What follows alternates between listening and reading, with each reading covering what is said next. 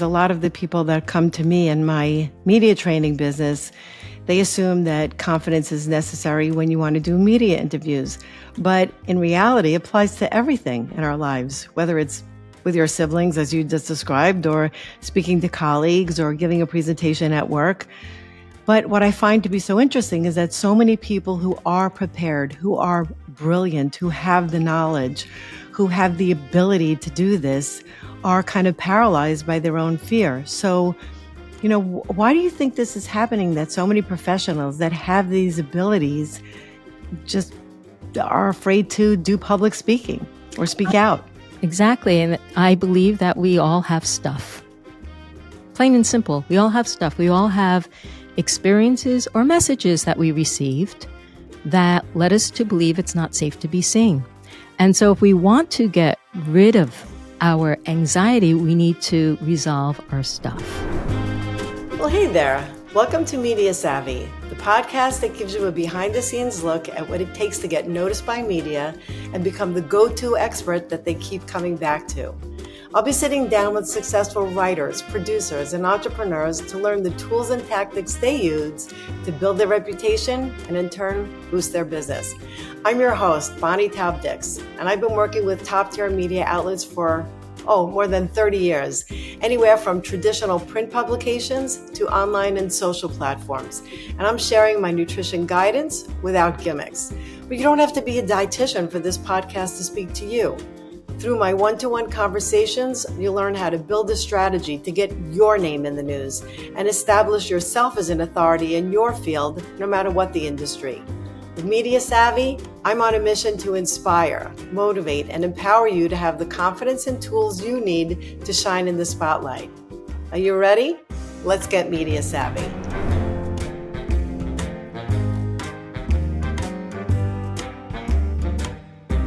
Well, hi there. Welcome to the Media Savvy podcast. I'm your host, Taub-Dix.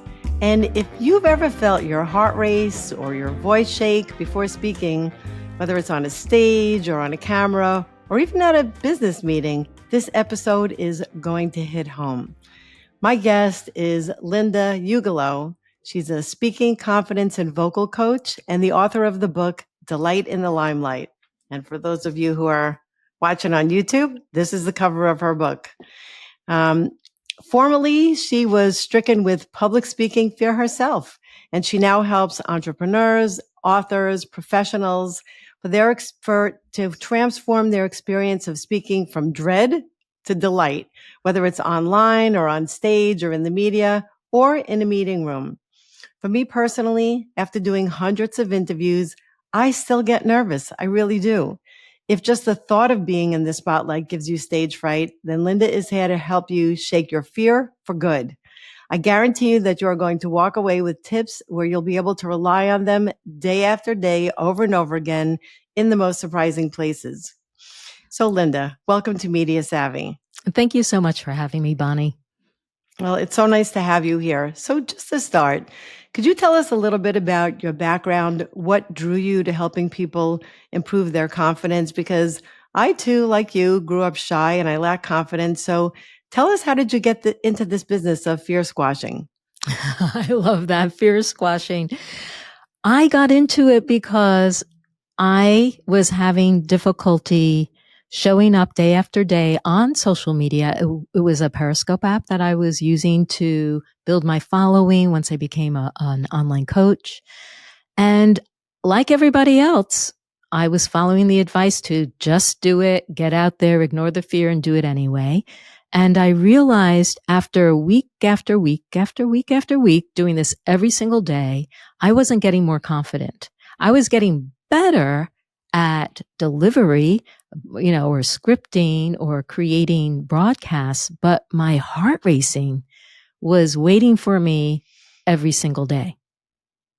So the reason why I got into doing it was that at some point, day 75, in fact, I got fed up with managing my fear and decided I wanted to get rid of the fear. I didn't want to have any fear to have to manage. So I devised a way to get over it. because of my background in expressive arts therapy and 40 years of performance experience, I had a few tools in my back pocket, and I was determined that I was going to figure out a way. And what came out was connecting with what this fear was about, asking if the fear could talk, what would it say? And what came back was, you're going to be attacked.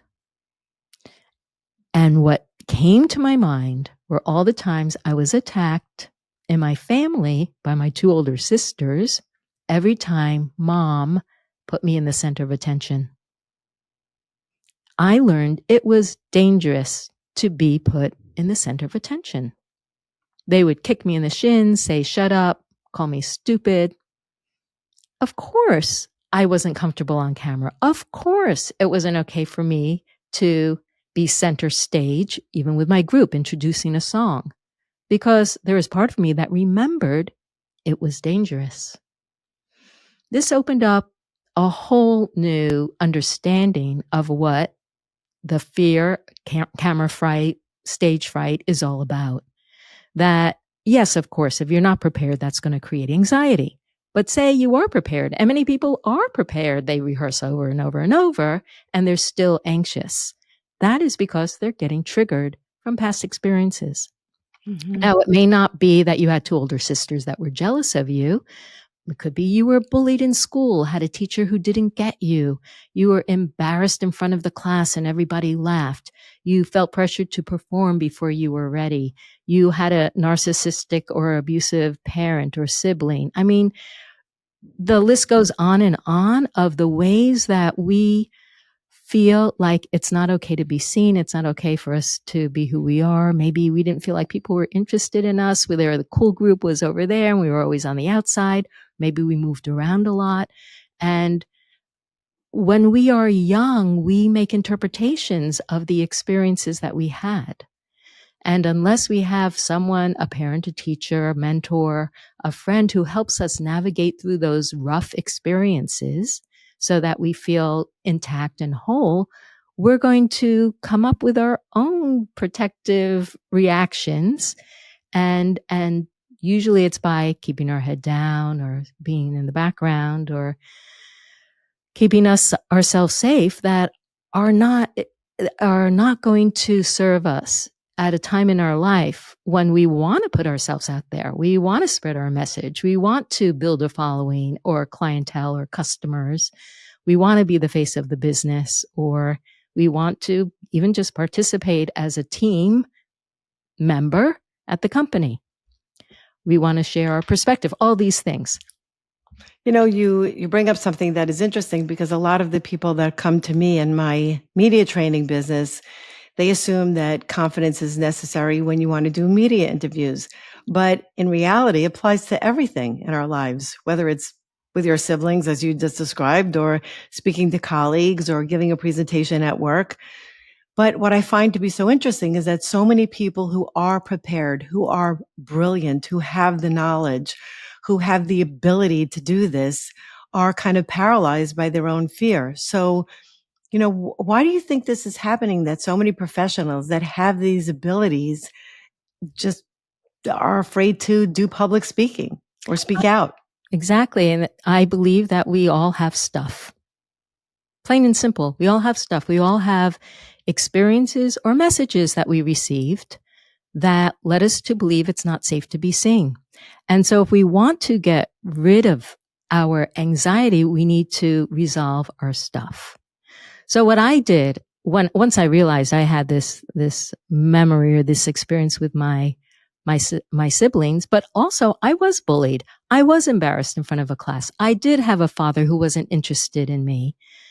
Of course, we're not going to feel like we can step in front of people and think, oh, people are interested in what I have to say. I belong on this stage. I deserve to be here. No, if you were led to believe that you're a loser or what you have to say isn't interesting at a time that you are formative in your formative years, that's going to impact how you are. So it doesn't matter how expert you are. It doesn't matter if you're the COO or the CEO, or you're a subject matter expert.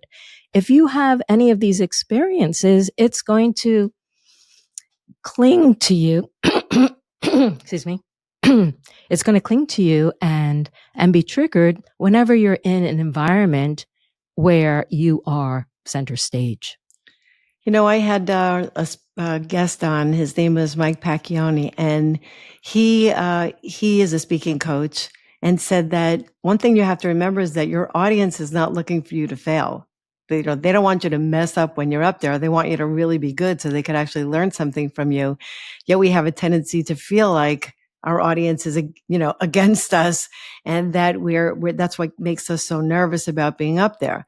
And I know that this is a loaded question that could take a full day workshop to cover, but one of the biggest barriers to confidence is emotional fear, as you're describing, whether it's imposter syndrome or worrying about forgetting your lines or just being afraid of not being liked.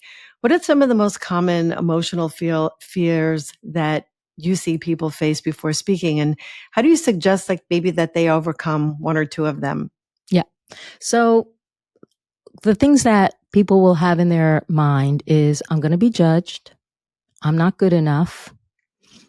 I'm going to lose my reputation. I'm going to look foolish. You just mentioned the audience wants you to be good. I don't think that the audience wants you to be good. And I think that's a dangerous road to walk down, because if you're trying to impress, that's a lot of pressure on yourself. Rather, be helpful. Try to be helpful. So the audience wants to learn something. They want to gain something. They want, they're there to feel uplifted or elevated. So be there for your audience in that way, rather than to go there to be admired or to feel like you're impressive. That is more of, I think that's a very, very high bar. You can't be that way all the time. Like sometimes you will be, sometimes you'll be less so, for lots of different reasons. So in terms of what people are afraid of, a lot of times it could be that they're not good enough. They're not impressive. And if they're not impressive, they're not good enough. So that happens a lot. If you have been at the top of your class, you've been praised for always being perfect, for being smart. Like, oh my God, you're so smart. You're so talented. That kind of conflates your sense of self for that. Oh, people like me because I'm perfect. People like me because I'm smart. And then if you stumble over your words, or you get distracted, or you forget something, in your mind, you've demoted yourself and you berate yourself for not being good enough. That's the danger of it being like, why do you need to be impressive? Why should we, need that to feel good enough? Like, of course we want to be helpful. We want people to say, oh, thank you so much. And it is fun if people say, oh, I love the sound of your voice, or I think you're a great performer. It is fun, but I don't think that's what we should need. I think we should be looking for a place where we know we're good enough. Of course you're good enough. You are a human being. Speaking is our human design. We want to be able to acknowledge and honor exactly where we are. We don't have to be any more or be any less. And the fact is that you're up on that stage or on the other side of the mic for that interview. That's so right. You were asked for a reason. You know more than some people in your audience, maybe even your whole audience, maybe even just a few people that you're speaking to, but you still were asked for a reason. That's right. We talked about emotional fears, but there are also physical reactions, like with your nerves, dry mouth, shaky hands, even the dreaded voice crack. So what are some practical ways that you could overcome these physical signs? Because I know that for myself, I remember once doing a 3-minute piece for a brand that I was working with, and the team came to my house and they were literally there all day until the night. And I sort of just ran out of, voice after a while. So I found that toothpaste really helped me. And I also like to drink. I always have a mug of throat coat tea with me, which also helps me. So what do you think are some ways that you could help these physical reactions? Well, I really believe that there are two different things going on here. So the way we use our voice is really important. Our voice is our instrument. And a lot of times we are not really connected with how we're using our voice. So it's easy to lose your voice. In fact, today I got an email from a colleague saying, help, I'm losing my voice. I have a presentation tomorrow. I have a lot of talking to do. What should I do? I'm going to get to that in a minute. But the other physical symptoms, the racing heart, the dry mouth, the shaking hands, that is all tied into these triggers that I'm talking about. So if you are prepared, now, again, if you're not prepared, that's going to create anxiety. But if you are prepared and you're feeling these things, you've got stuff. I can't emphasize this enough. I mean, our fear of speaking is not random. It's always connected to something. And if you ignore it, it's never going to ignore you. That's the issue. You can ignore those things. They're going to cling on you until you resolve them in some way. And I'm not talking about 2 years of therapy. I'm talking about, I use something called emotional freedom technique, otherwise known as tapping or EFT. I use creative visualizations from journaling. Just before I got on with you, Bonnie, I was working with a coaching client who had an experience at 13.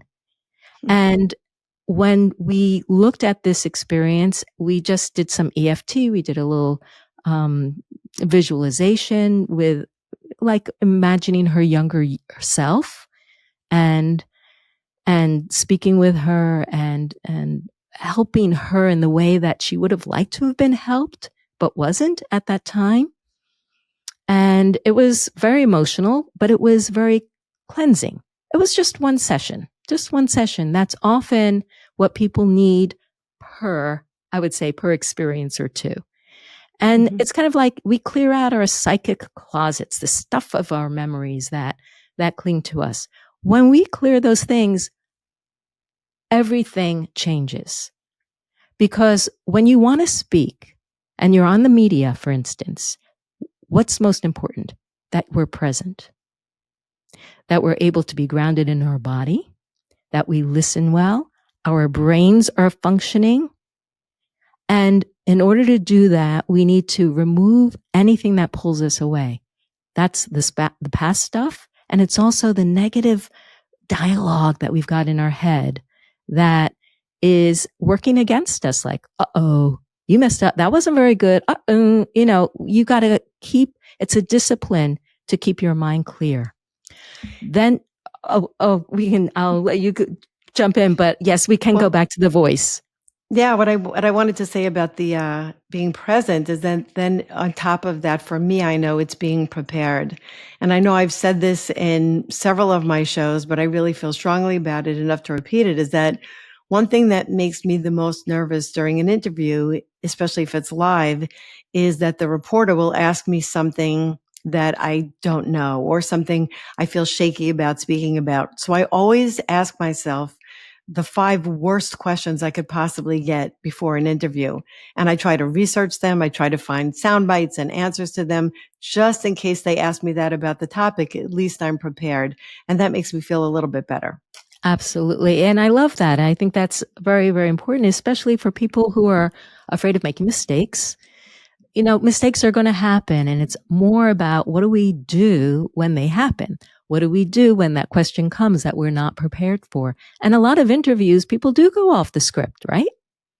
Yeah, they do. I mean, it happens all the time.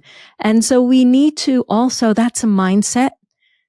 And I'm sure you talk to your clients about this, that you need to be able to acknowledge and honor the words that flow out of your mouth.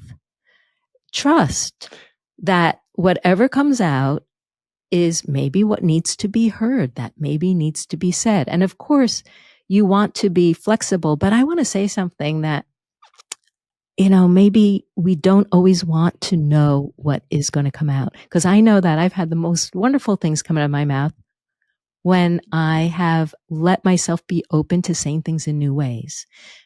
Of course, if I was on a TV show, I want to be, very, very tight in what I want to express. Something like a podcast like this, I may give myself more leeway to tell a story in a way that I didn't tell it before, even though I know the Right. story very well, because sometimes that's where your brilliance shines through. Yes. And also with TV, you're under very tight time constraints. Like when I'm doing something like a satellite media tour, most of the TV episodes could be 5 minutes, 4 minutes. Radio shows could be 10 minutes to 9, something like that. But then sometimes the producer will say, okay, this one is 3 minutes. So everything that I normally would say in 5 to 10 minutes, now I have to say in 3 minutes. So sometimes you don't have a lot of time for spontaneity, but when you do, I agree with you. And it's funny, I once gave a presentation and I was really prepared, gave my whole spiel. And then at the end had a Q&A, and the person who hired me to give the presentation said, the speech was great, but you really were shining in the Q&A. And that's because I could just be myself and have a lot more spontaneity. So I think that, you're right about that. When you have the chance to speak from your heart, of course, then you really shine. Mm-hmm. Yes. You were going to talk about voice controlling your voice, like if your voice wavers, if you sound too monotone generally. How can you master this voice control when you're speaking with confidence? Yes, I get into this in chapter 11 of my book, the breath you take and the sounds you make. We don't realize that our voice is our speaking instrument. It is literally an instrument. We are buzzing the vocal folds in order to make resonance. And we have pitch, we have melody, we have rhythm, we have cadence. And so many people will go to speak somewhere without warming up their voice. When you don't warm up your voice, you're not really sure that what's going to come out. No performer would ever think of getting on stage without warming up their instrument or warming up their voice or warming up their bodies. I believe that as speakers, we need to, yes, warm up our bodies, because you don't speak in a vacuum. You speak with your whole body. You actually need your breath support in order to create a steady tone. So if you tend to be nervous, why would you stack the deck against yourself? Take some time, make a lot of sounds, open up your mouth. It can be, maybe you like to sing, so you can sing a little bit, say some words, expand your volume. And then you can be sure that when you open your mouth from the very first moment, you are engaged with your full resonance. And we take up space with our voice. We want it to feel like it fills the room. I mean, even speaking into a microphone, I'm thinking of, I want the sound to expand. And I also encourage people to think about being a tour guide with the way they express themselves with their voice. I mentioned melody and timing or cadence or pausing. There's also pitch, and there's also the quality of our voice. So like right now I'm speaking into a microphone. I'm very close to it. So I can speak more kind of in a round resonance. But if I was without a microphone, I would need to get a little bit more kind of edgy in my sound so I can project further into the room. So depending on our situation, we'll be speaking in different ways. What I mean by tour guide is you want people to hear every word you say. You want every vowel to be heard. You can speak fast as long as you have really good diction. Speaking of every word, what about the issue of filler words? When so many people speak, they say, like, and sometimes you don't even realize that you're saying them. Even for myself, sometimes I'll hear a recording of something that I did. It's like, oh my gosh, do I really speak like that? Do I say, so often? So you know what I'm talking about. What about, how could people practice to get rid of those filler words? Well, I know a lot of common practice says get comfortable with silence. Like we use our filler words to mark the time while we're thinking, and that we can take a little more time in silence. That's a very fine way of thinking of it. I find that people who go through my program, my accelerator program, when we have a whole module or journey on loving and transforming the sound of your voice. We look at delicious diction. We look at dynamic speaking. When people become more connected with how they want to express each sentence, and you can express each sentence in a completely different way. I'll even take that sentence. You can express each sentence in a completely different way. You can express each sentence in a completely different way. So I just did it 3 different ways. And when you allow yourself to be inside everything you say with the intention of wanting to help people understand you and to get the feeling of what's significant, what's important, what your feelings are about what you have to say, your energy, what is it that you want them to grok or to get? Then those filler words are just going to drop. They won't be part of your regular way of speaking because you are inside. How do I want these words to come out? And the words are not like or right or because you are thinking of your actual thoughts and how I want to express that, how I want to bring melody, how I want to bring emphasis. I wanted to talk a little bit about body language, especially on TV and your facial expressions. It matters so much especially when you're doing a topic that is very sensitive or bad news. And I remember my first interview for CNN, the topic was about nutrition and AIDS. And after I did the interview, I remember I called my husband and I said, how does that sound? Because I was away at a conference. And he said, it was a good interview, but you look like you were just diagnosed. Like you look so sad. And I really looked super sad in that interview when I went back and looked at it. So how can we match our demeanor, the tone of our voice, professionalism with even if it's a sad topic, not necessarily showing it in our faces? Like what are your suggestions for that? I feel like it's a matter of experimentation. I don't think that there is one single right answer of how we're supposed to look. I mean, certainly if we're talking about a topic that is, outrageous or, if we're talking about death or some harm being done, we don't want to be smiling, but we might want to be, have a smile. I mean, I can smile if I'm talking about past experiences. Like we all have past experiences. I can bring a little levity into it and it doesn't feel like it's somehow, insincere or unempathetic. So I feel like we have to allow ourselves some degree of experimenting and watch yourself on video back. I think that's number one. That I don't think anyone can say, oh, if you're talking about this topic, you need to look a certain way, or you need to have a poker face, or because we're not really clear on the energy that we are coming across with. So, we want to feel sincere. We want to feel like we're holding space for people. But I think the important thing is to know that we don't have to have the feeling ourselves in order for the audience to have be impacted the way we want. Yeah, that's a really good point. That's a really good point. And I also encourage people to actually video themselves. These days you don't have to set up a whole studio. You could just get your phone, put it on a tripod and try to video yourself just to see what you look like when you speak.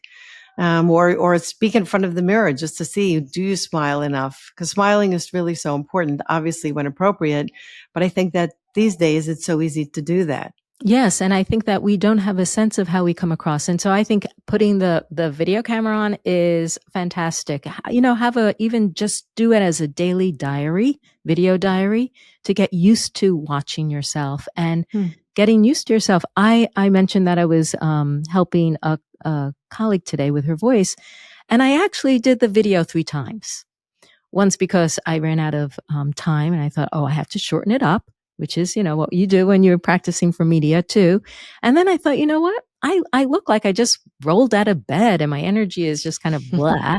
And that's not the energy that I wanted to bring to her. And I did it again for that very reason that you're talking about. I wanted her to feel that I had, some levity and brightness to my face and my expression. And I was happy to talk to her and I was glad she reached out. So we need that feedback. And that's why it's important to be able to watch ourselves on video without cringing. So not to look at it with criticism like, oh, I hate the way I look here, or look at my eyes, or the shape of my nose, or my broken tooth, any of that stuff. We don't want to get into that, but we do want to be able to build upon what we're already doing well. Yes. Very, very true. And, commanding a presence and having confidence is not just about speaking. It's also how you sit, sitting up straight in your chair and, asking ahead of time, where should I be looking? And I know that for myself, sometimes I'm told that the interview is only going to be a headshot, but it could end up being a full body shot.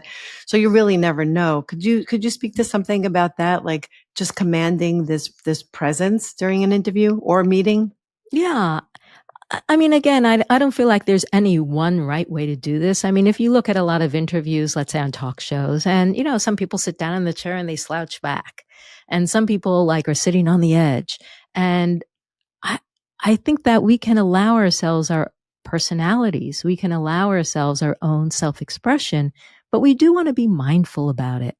So basic rules of thumb, I like to feel like my personal experience of energy is filling the space. So here I am in my living room, and it's a fairly, it's one of the bigger rooms in my house. I like to feel like my energy expands from wall to wall, ceiling to floor, front to back, and I just feel the largesse of myself. That doesn't mean I can't be leaning on my elbow, with my chin under my fist under my chin. I can move my body. I don't have to be stiff.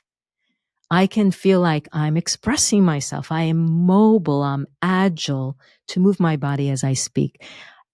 And maybe that is the way to think about it, that imagine that you are speaking with your whole body. As I mentioned before, warm up your body, but you are speaking with your whole body. You can use your hands to some degree. You don't want to be distracting, but maybe you do. Maybe that is your brand. Maybe that is your personality to, wildly use your hands. There is really no one right way, because how are you going to stand out if you're doing it like everybody else?